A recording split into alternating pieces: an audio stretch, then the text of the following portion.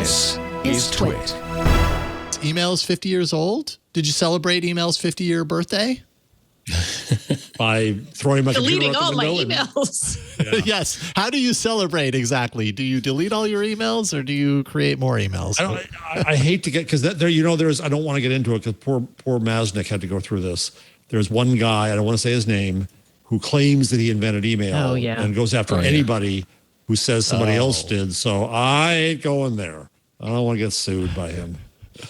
Well, I found no need in my inbox. So I made my first email. Well, I had my first email account when I was like at home, but my college email account was my first like one for me, not part of my dad's like CompuServe account, right? Yeah. Or Prodigy. We had both. And I went in and I found one of my college emails that I apparently had forwarded to my Gmail account when I transitioned from whatever to whatever or whatever. And oh my God, I used to like write these soulful, like 19th century letter style emails. Remember when you would write to your friends via using email? Yeah. I can't think of it was a replacement for a letter. It literally was a replacement for a letter in the beginning. Yes. Yeah. And I'm like, when was the last time I sent a multi-paragraph email that wasn't like a formal memo? Never. We've come a long way. We've adapted. You say that, and I swear, I feel like I'm the only person on the planet that still uses email from a personal standpoint.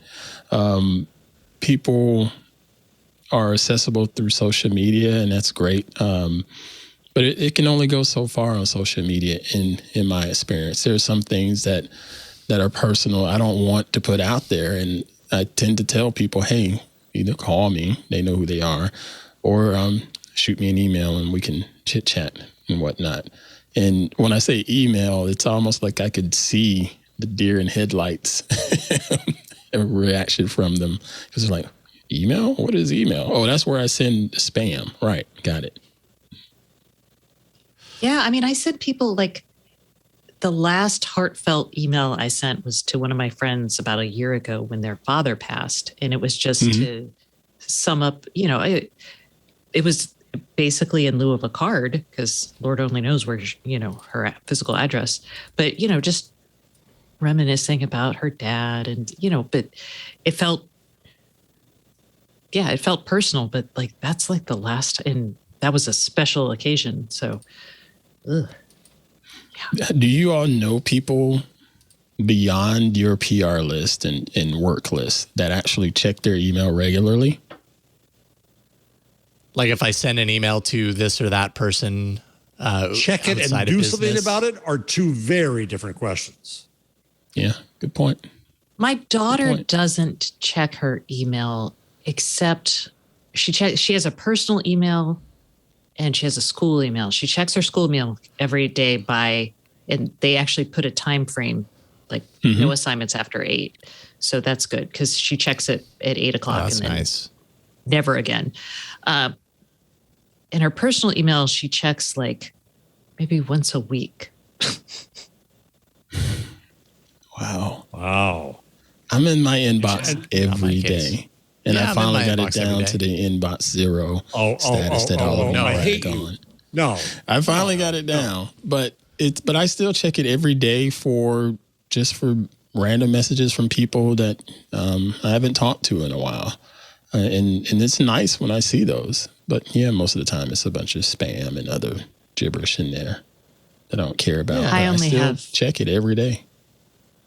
Yeah, I check my email every day, but I check my personal email daily, and my work email is just like, it's just always up. But I literally have no personal emails. I have a woman who's, checking up on an appointment, who's a real person, but everything else is crap. Yeah, I'm that guy who basically says to myself, third time, maybe I'll pay attention to it. But a lot of times that's just, I don't know what it is. And if it's important enough, they'll come back.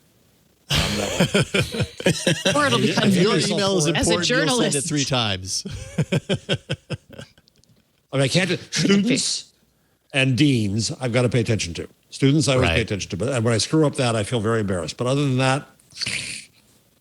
But this is when Facebook comes back into the picture, because people would much rather you communicate through Facebook for those personal chats now instead of sending. Well, I think that's the key, personal chat, right? Like when I think of communicating with my friends, it used to be long soliloquy / letters, on email, and now it is chats, right? Like any of my distant friends who don't live in the area, close friends or whatever, I'm probably messaging with them via, pick your chat client. I've got a folder full of them, but it's no longer sitting down and writing a paragraph. Well, because you're afraid of what's going to come back. It's like a boomerang problem. If I email somebody, they're gonna send it back to me, and I think it's become a rule of life that every possible communications platform will get overloaded and then useless.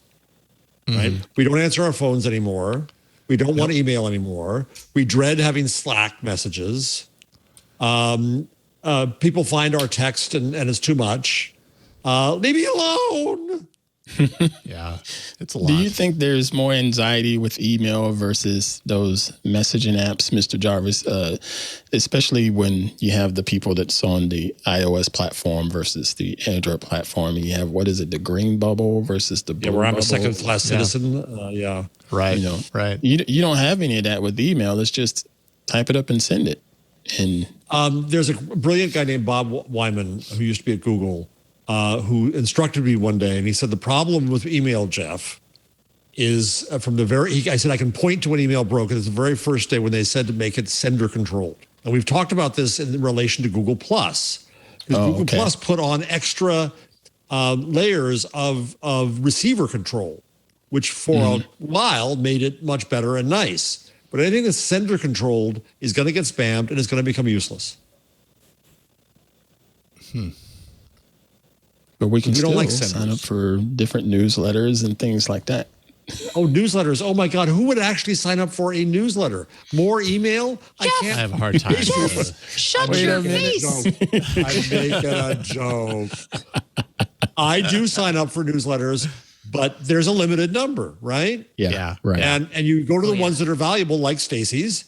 I go to Benedict Evans. You don't have to go to mine. I know I'm not in your worldview. You actually are, but there's a limited number. There's a finite number. And now the Atlantic just hired another 8 people to write newsletters. Everybody with the newsletter overdose is going to hit hard. It's hitting hard. And the ones that matter, I'll subscribe to. But I think it's one of those matters of there's a time and place for it. Email, that is. If there's something going on between me and my coworkers at TWiT, I'm going to send it in an email. If there's something going on with the schools and the students and whatnot, I'd rather have that in email just for the timestamps and the paper trail, That is true. There is something to be said for the fact that when you send an email, it's easier to refer to. I find it's easier to refer to that paper trail later if I need to refer to something versus random chats here and there that might get lost. It's much more organized. Yeah, way easier to find things. See, 50 years later, you're still all right, email. Just we figured out what you're all right for. I'm not everything. getting rid of it.